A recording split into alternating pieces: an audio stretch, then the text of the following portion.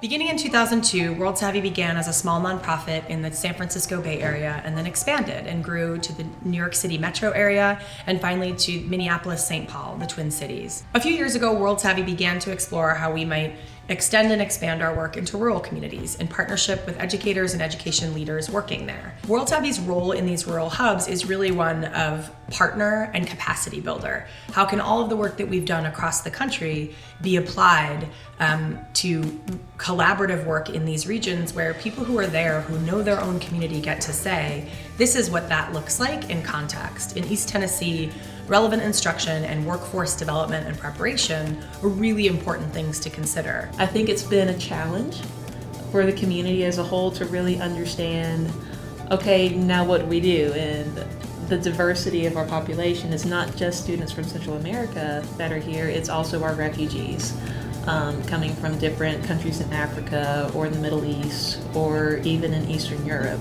And I think, having World Savvy here to kind of facilitate that transition has been really nice. East Tennessee is particularly needy for a world perspective. So anything that we can do to show students, to show people who are influencers over students, especially their teachers, that there is a broader perspective, that our actions, our attitudes, the things we do and don't do, the things we say and don't say can have a global impact are really, really important. I remember how excited and thirsty those school board members were when they came to that first meeting with you all. They couldn't wait to meet. They couldn't wait to see how do we offer this curriculum and this educational opportunity in our schools.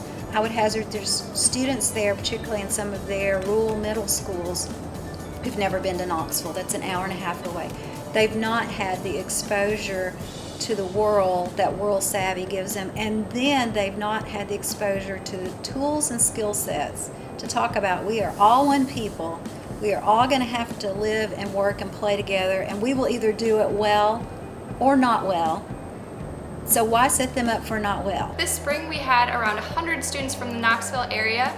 These students came together in teams and worked with students they had never met from other schools and other grades.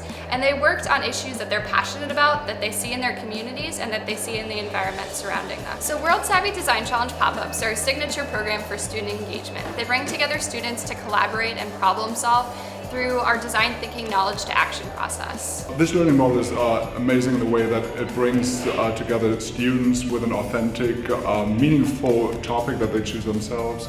It's something where they're engaged without the fear of grades. They're focused on what matters to them, what matters to them locally, and collaborating together without really having a teacher over their shoulder every time. It's not just that the students are participating, it's that they're participating enthusiastically and really getting into the project and taking it on as their own. And that's really not just a big confidence builder for them, but for us as well. It goes like that.